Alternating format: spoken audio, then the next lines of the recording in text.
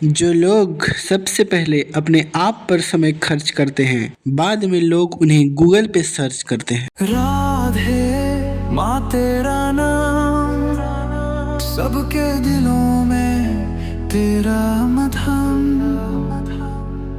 कृष्ण प्रेम की देवी तू, भक्तों की सुख शांति तू। साल 2006 से लेके 2025 तक का सफर तस्वीरों में कैद कहानी है।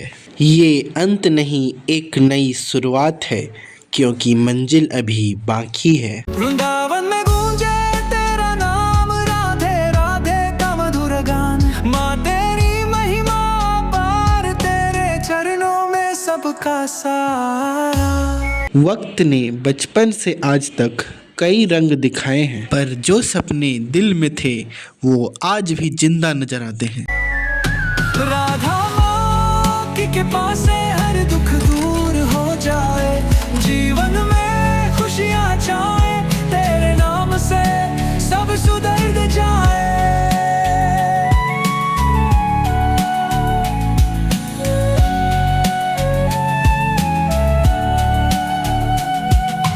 ईश्वर ने ही दिया ये जीवन का वरदान, हर मुश्किल में वही बने मेरे भगवान।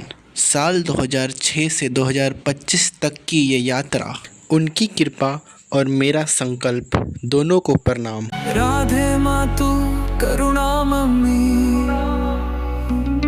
भक्तों की सबसे प्यारी, तेरे बिना जीवन अधूरा, तेरे साथ ही सब पूरा।